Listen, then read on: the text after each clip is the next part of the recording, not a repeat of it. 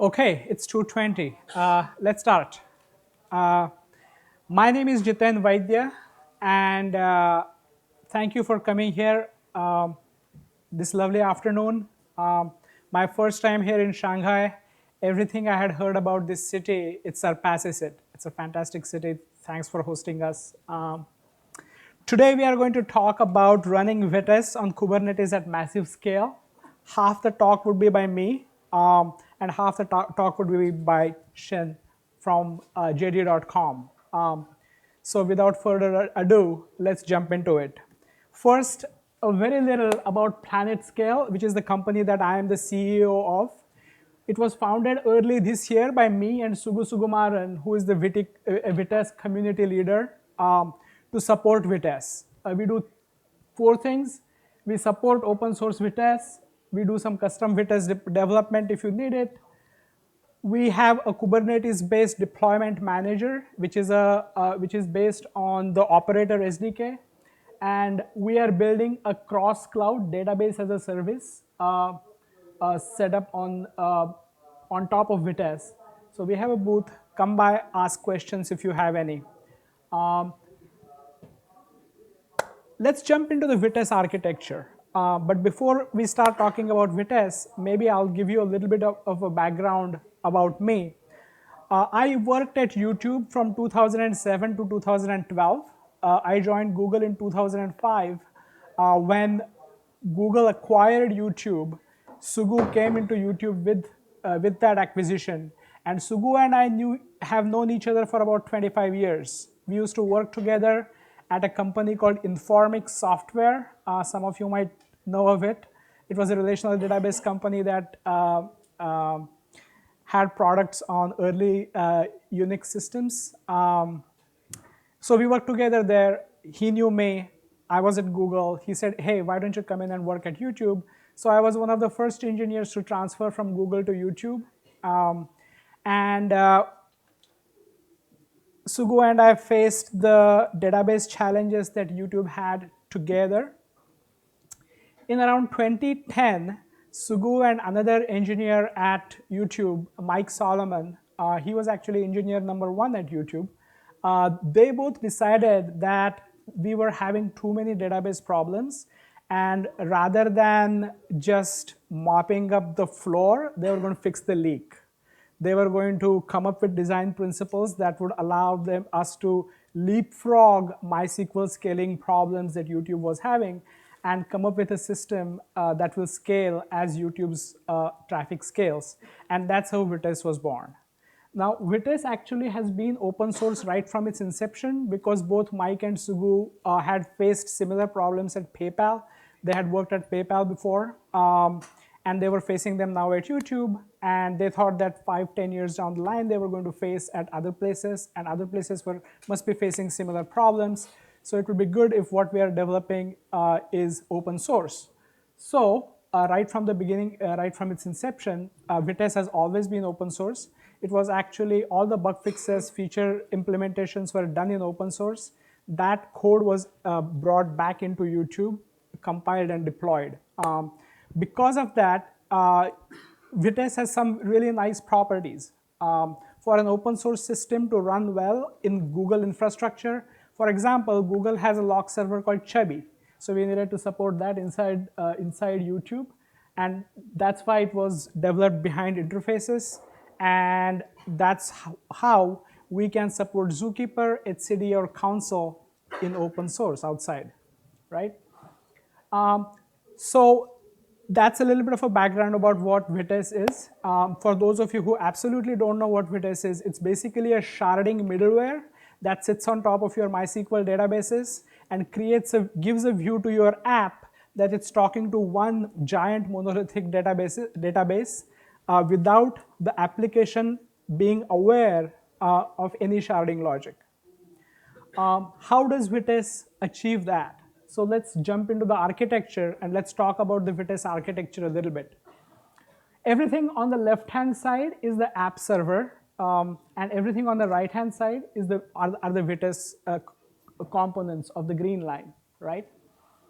Vitess Gate is the stateless proxy.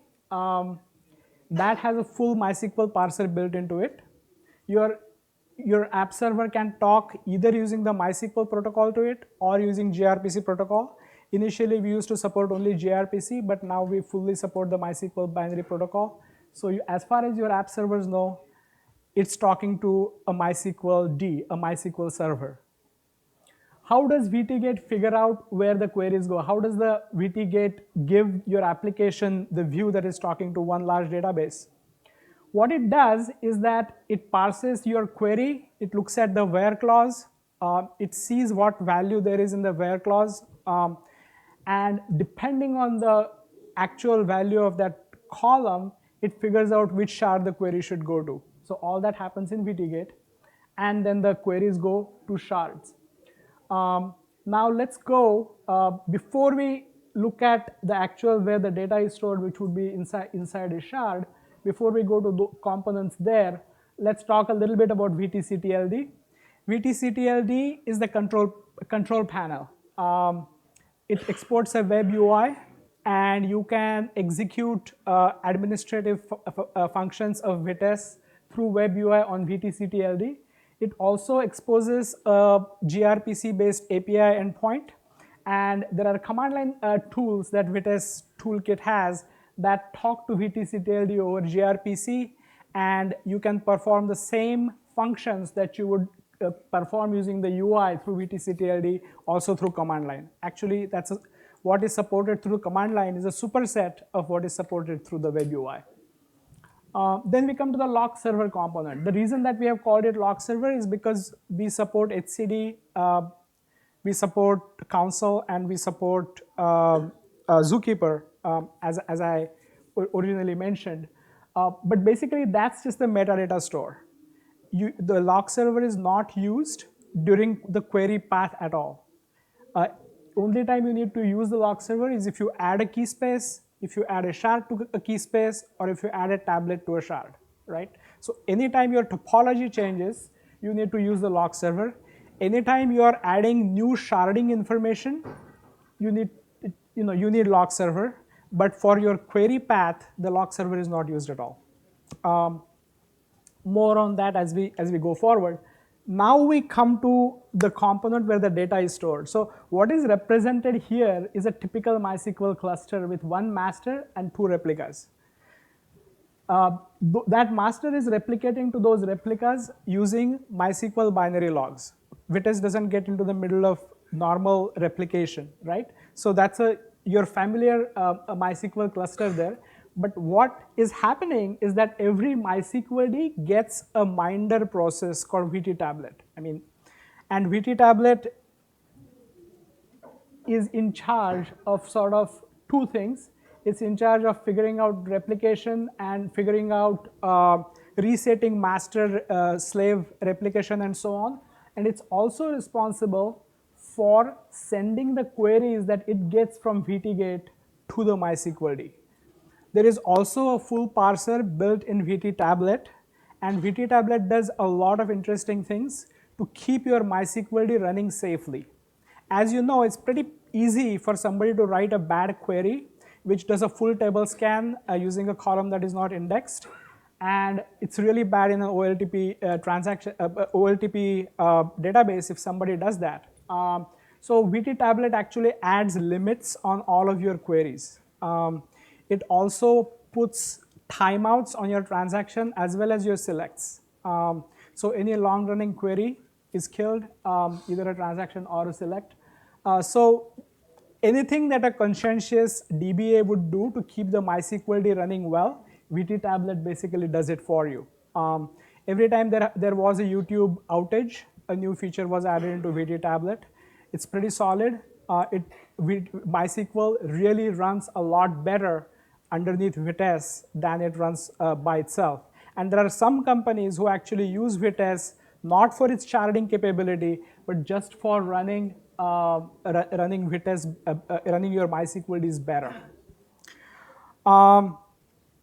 So VT-Gate sends queries to VT-tablet over gRPC. VT-tablet typically runs on the same node as a MySQLD. They talk to each other using a Unix socket. No need for them to run on the same machine. They can also talk to each other using TCP/IP sockets. MySQLD actually does the job of serving the query back to VT tablet. VT tablet sends it to VT Gate. In case your query did not have a where clause at all, VT Gate is capable of doing scatter gather and sending the results back to the back to the app. So that is the Vitess architecture in short. The rest of the talk, what I'm going to do is I'm going to take each of these components and I'm going to show how they run under Kubernetes. So let's start with VT Gate. So VT Gate, as I said, is the stateless proxy, accepts connections as a MySQL compatible server. It also has a gRPC endpoint and a web UI for debugging endpoints and for observability. So every server in the Vitess system has exports a HTTP endpoint for observability. As I said, it computes target shards. It sends queries to VT tablets for the targeted shards, receives, collates, and serves the response back to the application. As I said, this is a stateless proxy. So on the right, so each of these slides has this format in which on the left-hand side I describe what that component does. On the right-hand side, I explain how it runs in Kubernetes, right? So VT gates can be created. You can create more instances of VT gates as the load increases. You can start n VT gates as a replica set, basically. And for co-located workloads, you can start one VT gate per node and expose it with a cluster IP. So that's our recommendation for running VT gates. Let's go to the next component, which is the VTCTLD. VTCTLD is the control plane, as I explained, and you serves a web UI. You can use operational commands. It also shows status, and it also has a topology browser. So if you want to find out which particular IP address and port a master or a replica for a particular shard is serving, you can go to the topology browser and you can see that. It also serves an API over gRPC used by VTCTL client tool, and most importantly, it also supports resharding workflows. So when you want to start a resharding workflow, that's where you would come and run it. We suggest that you start 1 or 2 VTCTLD processes per cell, just because again this is not in the query query serving path at all.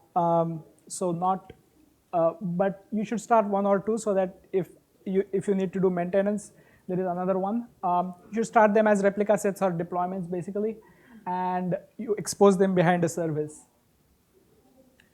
Let's go to the lock server, which typically in Kubernetes is etcd,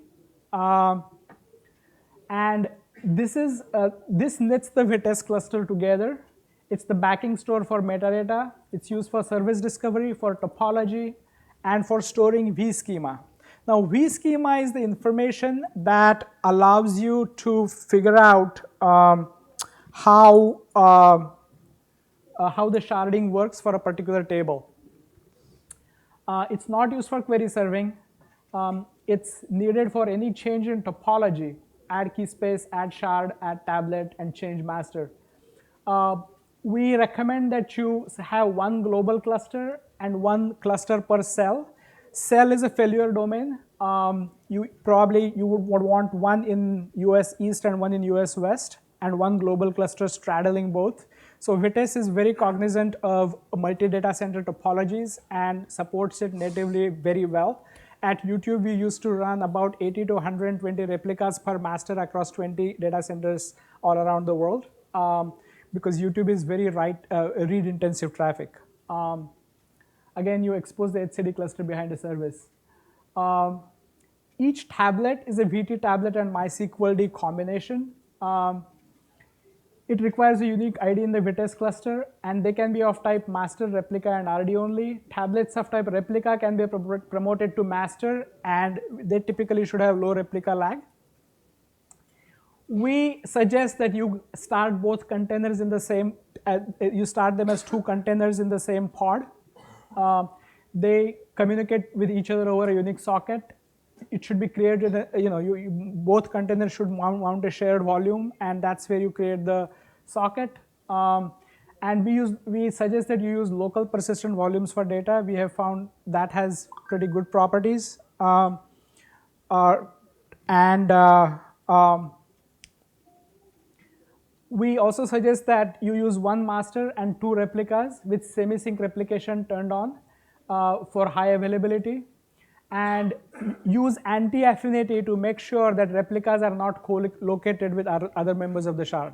Okay, so I am at 2:35, so I'm going to really run through these slides quickly. This is a quick description of what certificates and authentication secrets, etc., are needed for running a fully secure Vitess deployment. And we use Kubernetes secrets to implement them and mount them in pods. For high availability, Vitess supports planned reparent out of the box.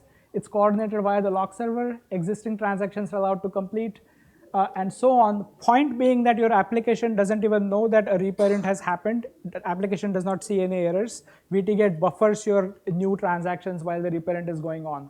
For unplanned reparent, we use Orchestrator. Xin will talk more about the limitations that they face at their humongous scale with this.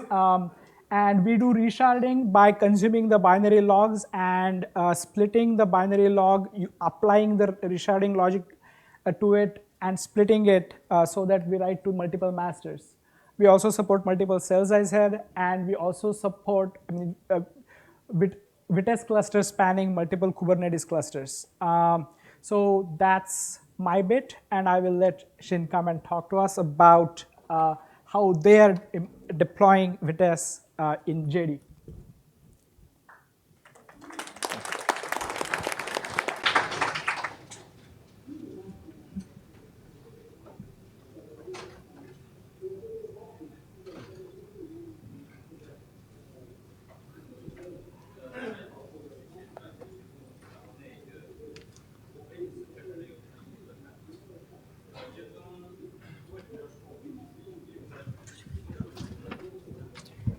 The interpreter cannot listen to him.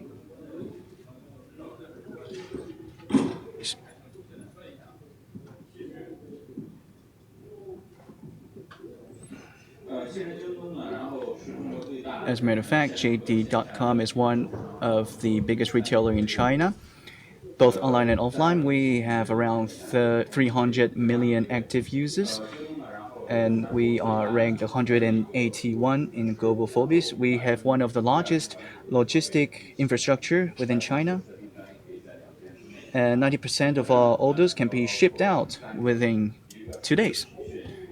And basically, we have our competitive partners, including Tencent, Walmart, and Google.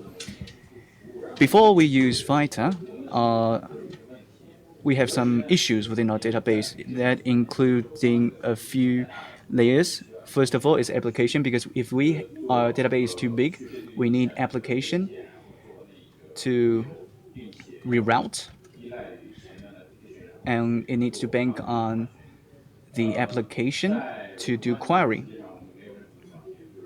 For robustness, actually, we have no anti-affinity.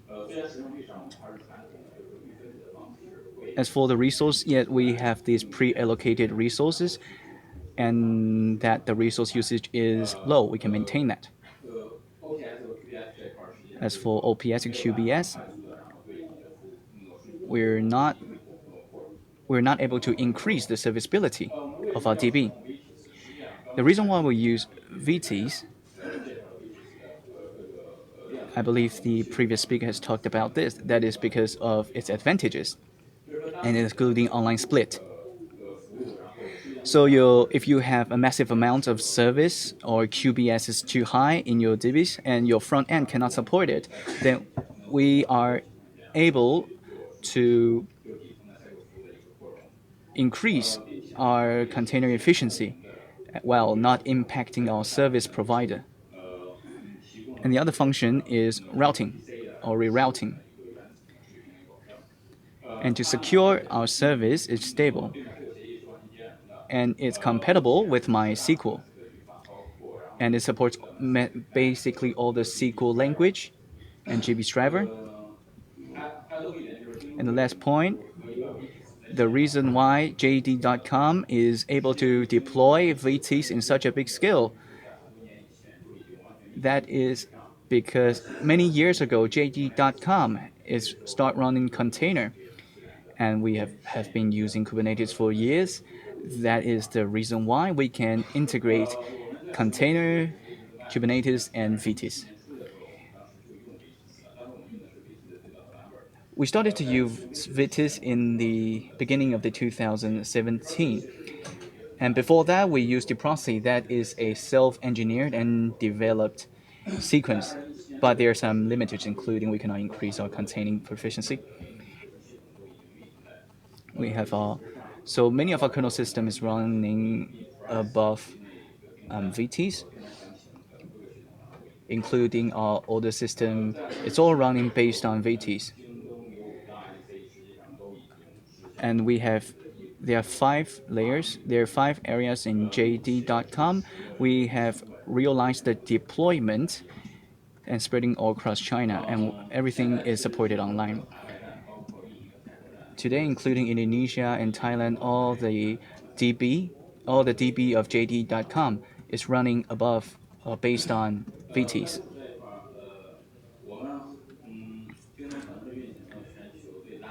We probably are running the most complicated and the largest scale of VTs. And based on classifications, we cannot offer too much details. We have more than 1,000 key space. If you understand VTs, that one key space equals one business unit application in the front end. And we have these 8 data centers that's in Beijing, Guangzhou, and Suqian. We have these 5 largest data centers. As for shots, we have about 10,000 shots. So you can make a brief calculation that JD.com's shot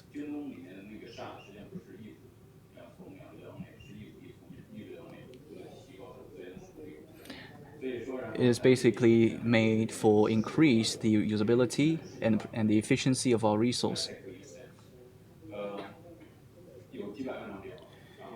We have millions of charts. The largest shard is 128. The largest key space had 128 shards, and that the data amount is around 200 something TB. And we have billions of data flows. So we have this B2B price, shipping, logistics, services is all based on the backend Vitess. And our increase rate is around 10 per week. And that's 10 something T.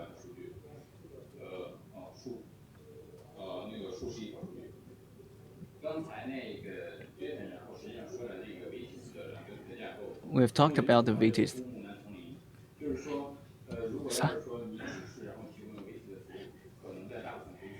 If you only offers VTs, it cannot be deployed within the most scenarios for companies because you need to have this front end usage of apps. And Vitess is just for building its ecology system. That is, after deploying Vitess in a company, we need to think about how can our customers very easily be connected within our system. And then when DB migrates to Vitess, we are not going to disconnect with the traditional database. So the migrating issue is very important while not stopping the online service and operation. And that's the upper stream. And the downstream is that it's all based on the B-log of MySQL, including analysis and warning system. So we need to, based on the B-log, managed by the Vitess, and we have developed this cluster service. It's based on Vitess.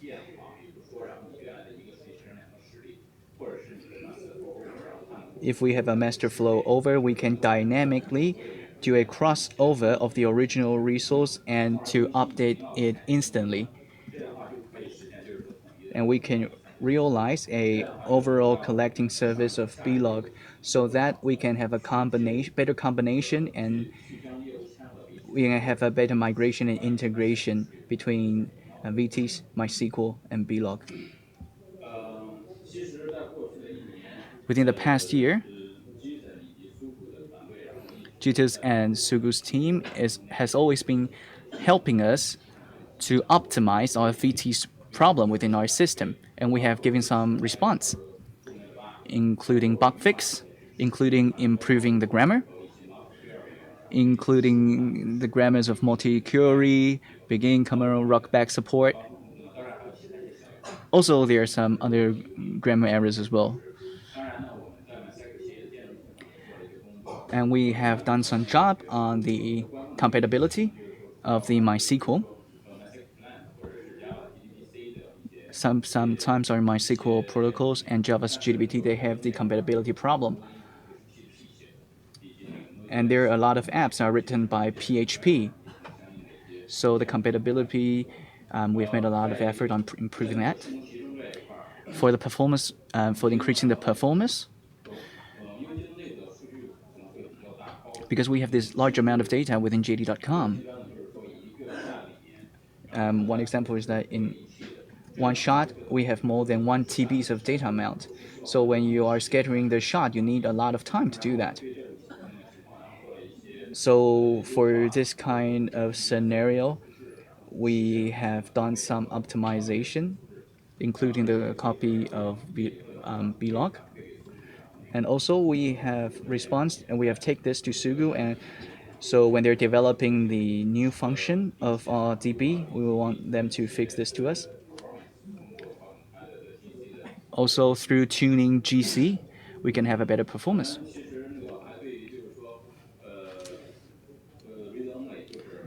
For our read-only users, we have also made some optimizations when doing queries, including streaming back. We have all done some optimization for that.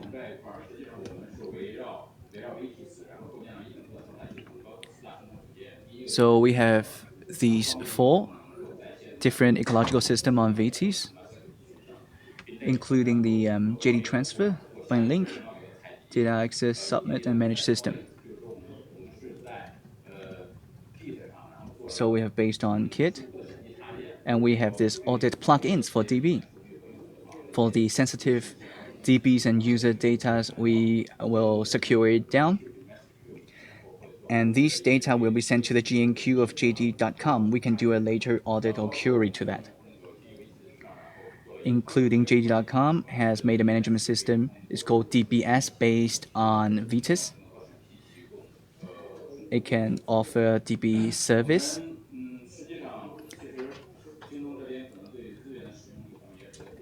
We have a highly requirement for our resource usage rate.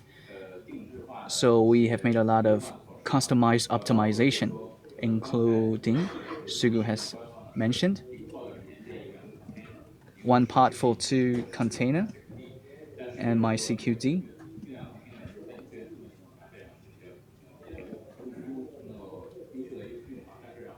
But if you have this, you have enough resource, you can run this. But JD.com, we have this isolation of resource, so the resource usage rate will not be too high. So we need to put MyCQD, and tablets, we need to put that into one container, so that all the Vitess container, we have this overclock of CPU. It's about 5 times overclock. So one shot has 1 master, 1 replication, and 1 read-only.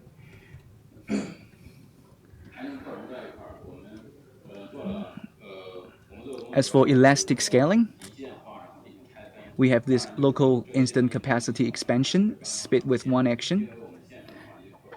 Because we have a very complicated online environment, so sometimes this failed.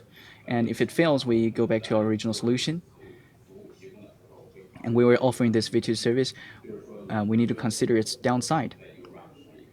That if we put one thing in one rack or we put that into one rack or one IDC to increase its compatibility. The official suggestion of Vitess is that it's suggested to use in a VD, but in our company we have this backup database and requires high usage of resource. So it supports RocksDB and the other database. When using DBs, we have facing some multiple engines and splittings. So as mentioned, the database run by JD, we have actually a large amount of data, so we need to do a lot of optimization because we don't want the burden of our database to be overloaded and also to lead. Also, we don't want any interruptions, and we want to control the size of our database and also to make sure that it's stable and have these splitting. And also, I think a lot of people here in China know that Timo and JD and Ali, that we have a lot of promotions activities, both on the 18th of June and the 11th of November. And we have actually a large amount of transactions on those 2 dates, and we need to respond quickly and to scale up our database, maybe even like 10-fold or 20 times the size of our usual capacity. So our developers have had these online scaling up of our CPU with just clicking one button that we can realize these functions.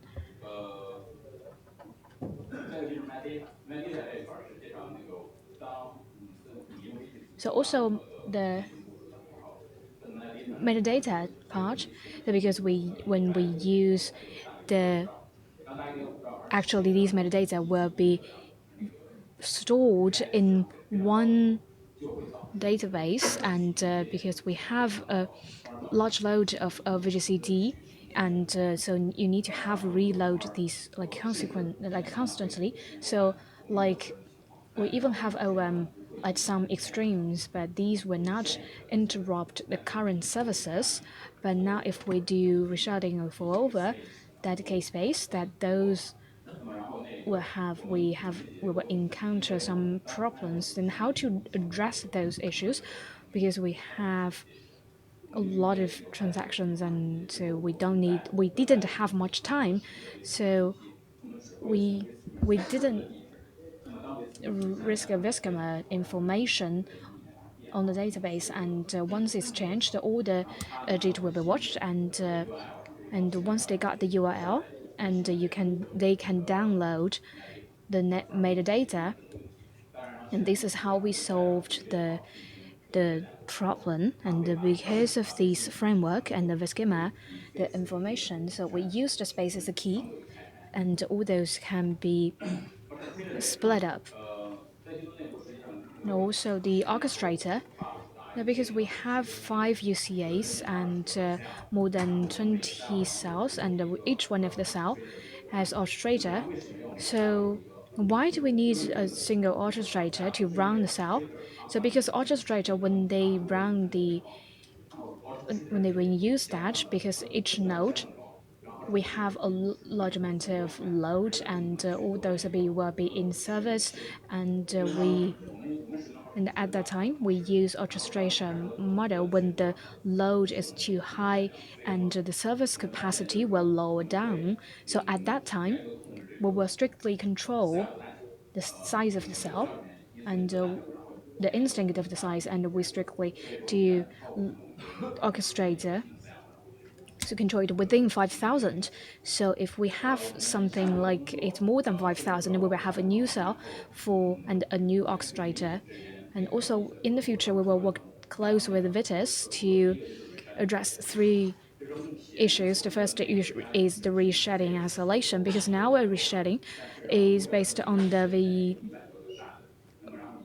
witness, and now if we have like several hundreds of resharding, so maybe it's like several hundreds of them are okay, then we only need to do like 10 or 20 of the resharding. So we need to find a solution for our resharding. And also vSchema, because now vSchema, the content is currently stored in one value. So we will have this restructure of our vSchema, and in the future we will work with Vitess. And also in terms of the auto balance, we will have this Masako auto monitoring system. So when we have overload, these will be automatically transferred to another database. So we have these lines. So you can visit our exhibition hall to see the detail of our database. So this is all I have to say. Thank you.